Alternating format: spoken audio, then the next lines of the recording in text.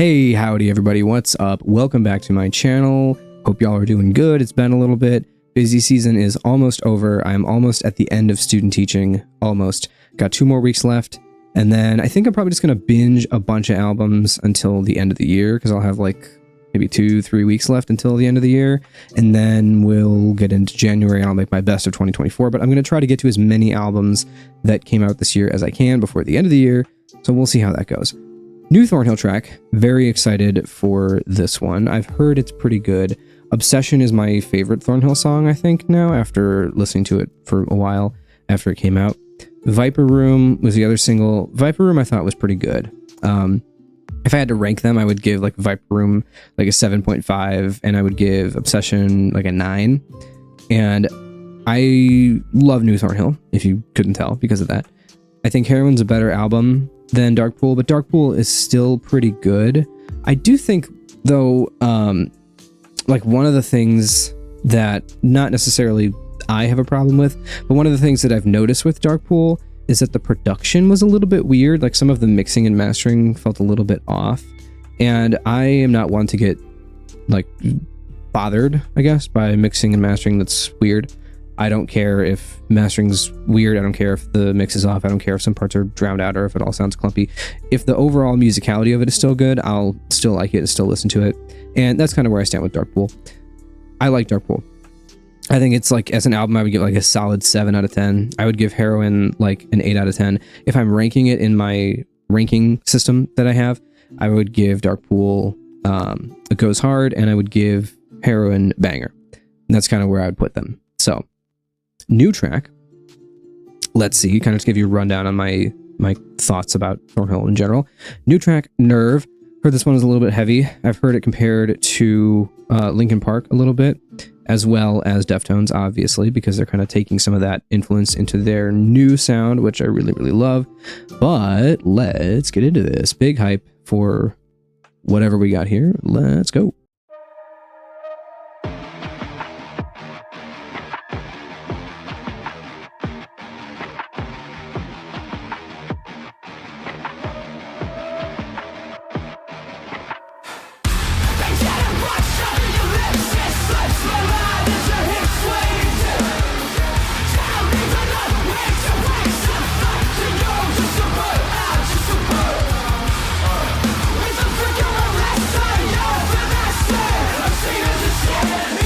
This goes hard.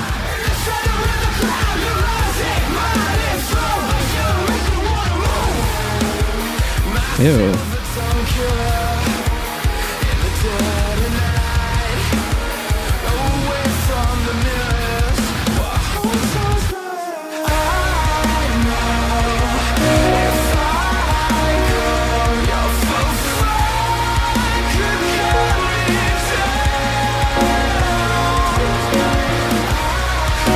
Back up, good. That's a good chord progression.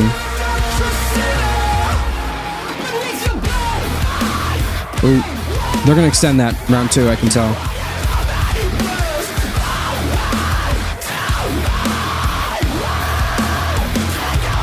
This goes hard.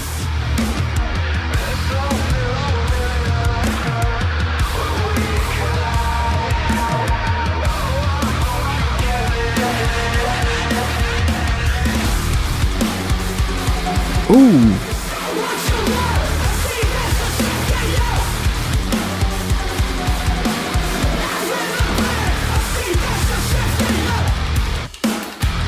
Oh, nice.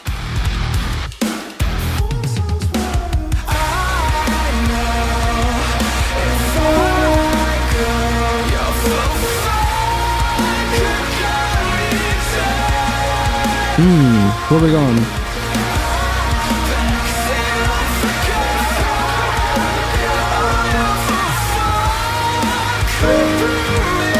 Minor, sorry.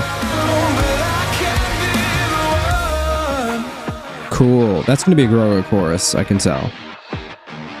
Get your tongue out of here, man.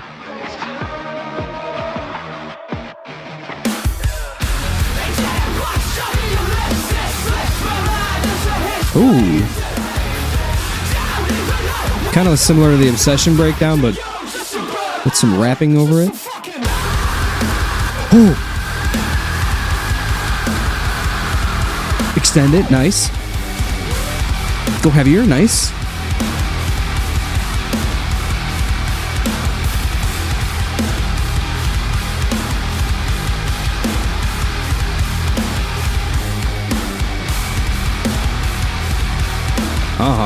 Let's go. Oh, that's it. Oh. I could have gone for another chorus. Could have gone for another chorus, but that's it. Wow. Really good song. Nice. On a first listen, I don't think it's better than Obsession. I think Obsession's chorus hits way harder. What is that? Like, I'll slaughter them all. A portrait of a lady on fire in my hair. Say that you will.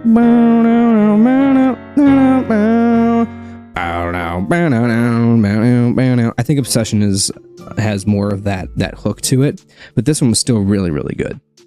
The chorus in this, it was a little more ethereal, a little more floaty, a little more it felt less grounded, if that makes sense, than Obsession and Viper Room, especially because Viper Room has a very like, give me the cure, very grounded chorus. The chorus felt a little bit more focused on atmosphere and stuff in this one, which I thought was really cool because the chord progression was super interesting. Because you were here, and it was like,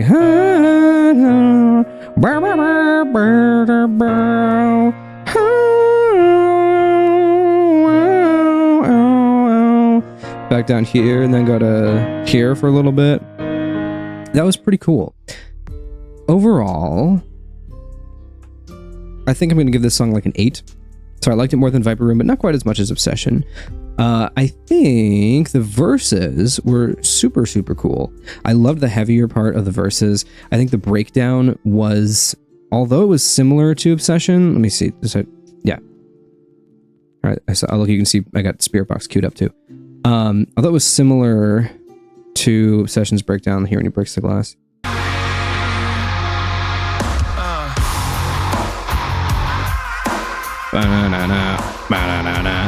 Because you got like that, and then here, where is it?